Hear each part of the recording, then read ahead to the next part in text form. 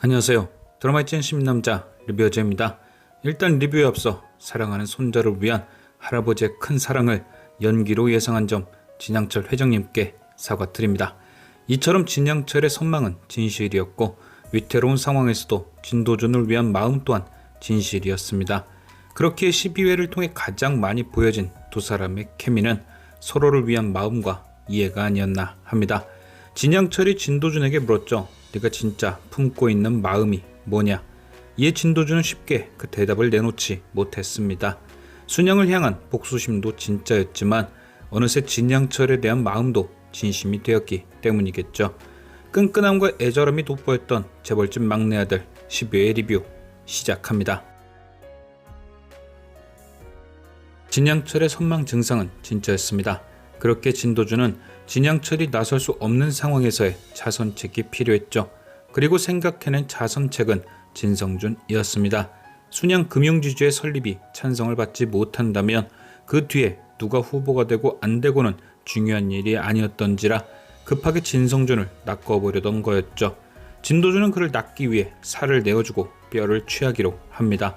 바로 진양철의 상태를 알려주되 그것을 자신에게 유리하게 포장하는 것이죠.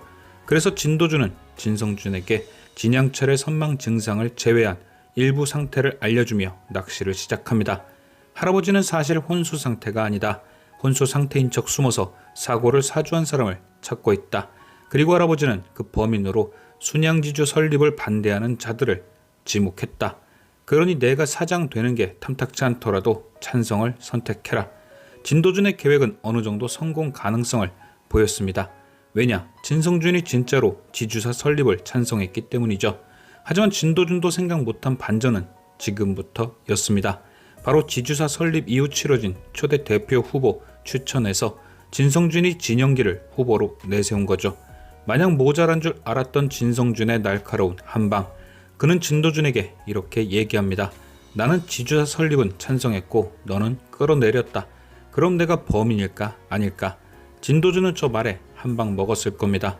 분명 자신은 진양철의 상태가 멀쩡하다 얘기했으니 그 말뜻을 이해한 진성준은 진양철의 뜻대로 행동할 거라 확신했는데 전혀 반대되는 행동을 하는 것은 물론이거니와 이 상황을 이용해 진영기까지 대표로 올렸으니 멘붕이 온 거죠. 그리고 진도준은 어떻게 진성준이 이런 짓을 할 수 있었는지 바로 알게 됩니다. 그의 대사를 통해서 말이죠. 너는 지금 할아버지가 진양철 회장이라 생각해? 이 대사 한 줄로 모든 게 설명됩니다. 바로 진성준이 진양철이 나타나지 않을 것이란 걸 알고 있었던 것.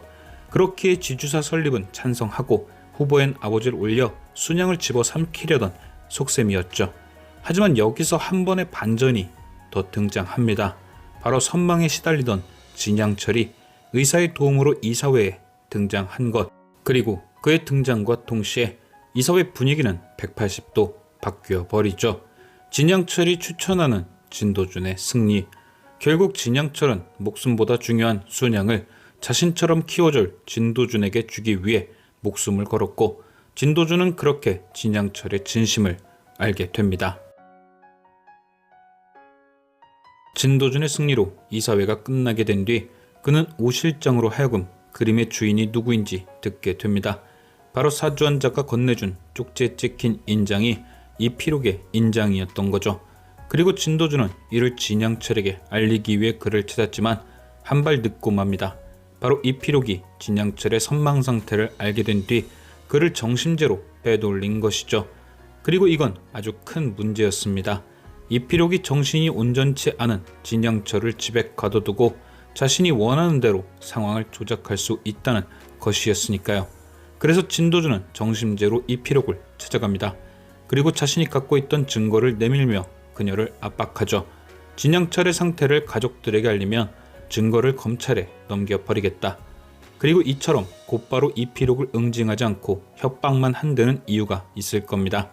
승계 싸움에 있어 부인이 진양철을 죽이려 했다는 소문이 나도 순양에 좋을 것이 없고 가족들이 진양철의 상태를 알게 되면 지금보다 더 큰 혼란이 찾아올 테니 모든 걸 현 상태로 유지하려는 진도준의 해안이겠죠. 결국 진도준 입장에선 딱 지금의 상황이 그나마 최선의 상황이란 뜻이겠죠. 하지만 바꿔 말하면 지금의 상황과 반대되는 상황이 최악의 상황이란 말도 됩니다. 13회 예고편을 보면 모현민의 의미심장한 대사가 들립니다. 나 당신 할머니처럼 살아보려고요. 그리고 쓰러지는 진양철. 시청자는 이필옥이 범인인 걸 알고 있으니 마치 모현민의 대사가 그녀도 이필옥처럼 누군가를 해치겠다는 뜻으로 들립니다. 그리고 쓰러지는 진양철의 모습까지 등장했으니 그건 더 사실처럼 다가오죠. 하지만 저는 모현민이 뱉은 저 대사가 다른 뜻으로 들렸습니다. 할머니처럼 누군가를 어떻게 하겠다는 것이 아닌 했던 말 그대로 할머니처럼 살아보겠다는 거죠. 바로 순양의 안주인으로 말입니다. 그래서 모현민이 준비한 것이 바로 이것일 겁니다. 진도준이 만들어 놓은 상황과 정반대의 상황, 즉 모든 걸 밝혀지게 만들어 순양가를 소용돌이 속에 집어넣는 거죠. 진도준이 만든 판을 뒤집는다. 진양철이 당한 사고가 밝혀지는 데 쓰였던 핵심 증거는 화조도입니다. 그리고 모현민은 그 그림이 사주의 대가로 쓰였다는 걸 서민영을 통해 들었죠. 또한 모현민은 그 증거가 위작이란 사실을 가장 먼저 알아내기도 했습니다. 그런데 이상한 건 모현민이 그것을 서민영에게 얘기를 했다는 거죠. 이필옥과 관련된 심화당의 명함까지 전달하면서 말입니다. 왜 굳이 서민영을 다시 만나면서까지 사건의 핵심 정보를 넘겨주었을까? 저는 모현민이 이미 이필옥이 그 사고와 관련되어 있다는 걸 알고 있었던 것 같습니다. 그래서 서민영을 이용한 거죠. 그녀에게 핵심 정보를 전달하면 그것이 진도준의 귀에 들어가게 되고 그러면 진도준이 이필옥을 처리할 것이다. 아니면 그냥 서민영이 이필옥을 잡을 수도 있고 말이죠. 그리고 모현민이 이런 생각을 하게 된 이유는 하나겠죠. 이필옥을 끌어내리고 비어진 순양의 안주인 자리를 차지하겠다. 이미 모현민은 자신만의 계획을 실행 중이었던 거죠. 그런데 예상외로 이필옥은 잡혀가지 않았습니다.